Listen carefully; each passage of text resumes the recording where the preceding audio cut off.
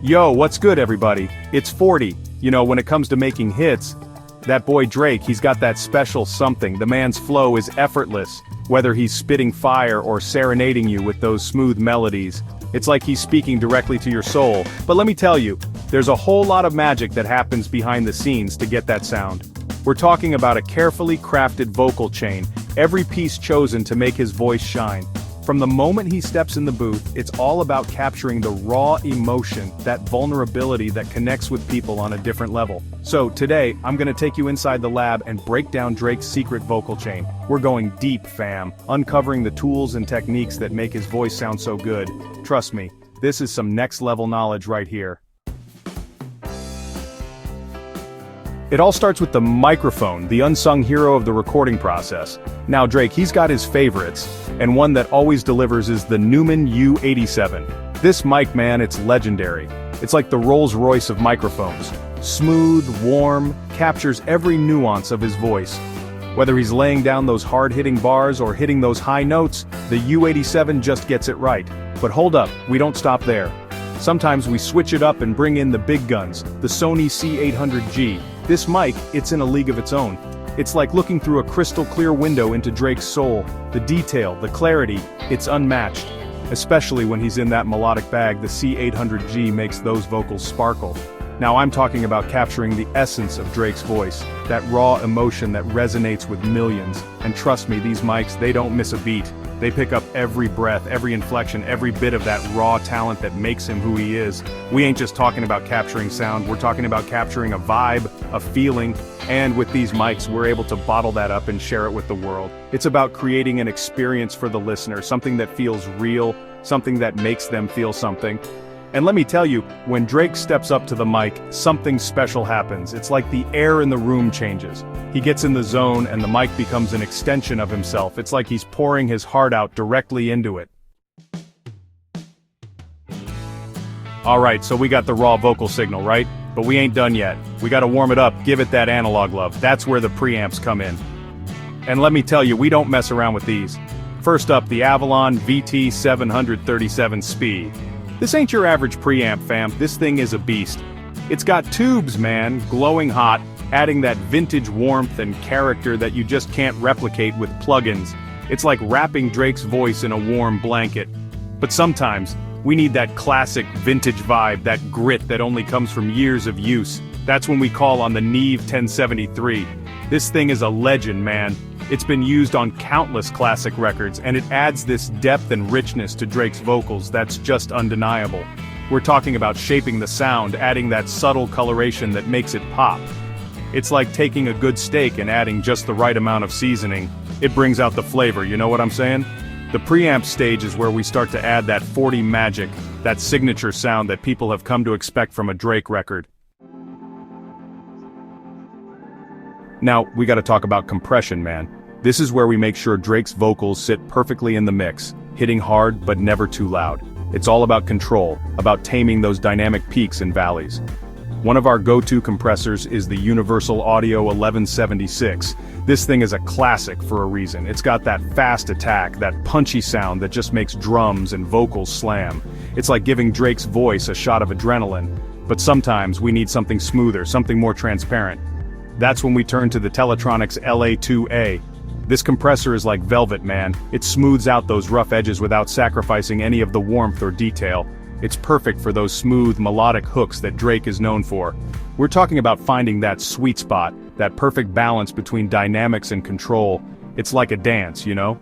You gotta know when to push and when to pull back. Compression is one of those things that you might not notice right away, but it makes a world of difference.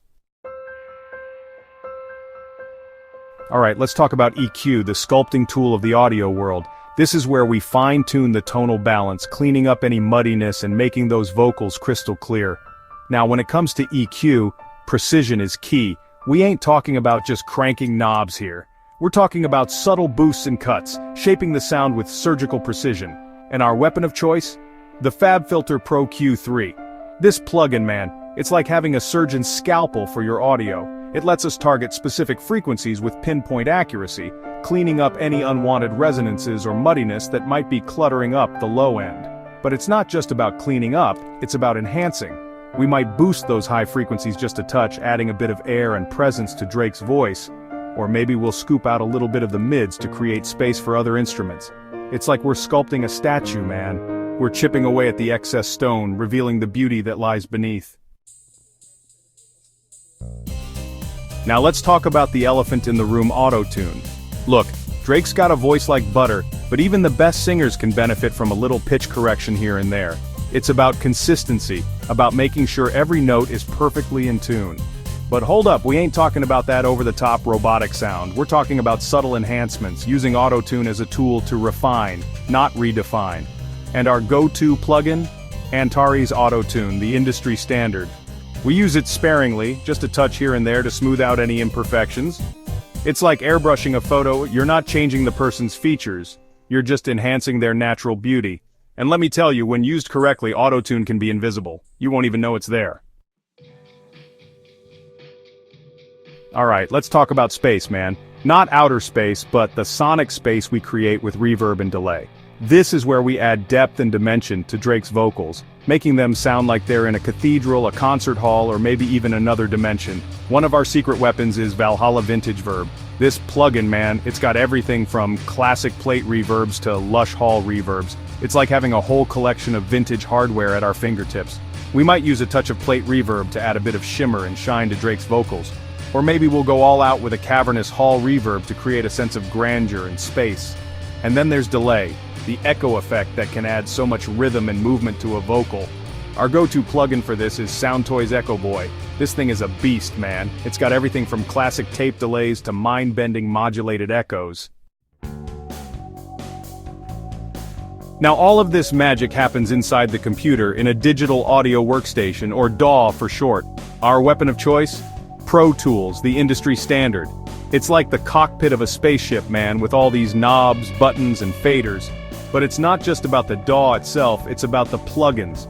We're talking about software emulations of classic hardware, from vintage compressors and EQs to mind-bending effects. One of our go-to plugins is the Waves SSL channel. This thing is a beast, man.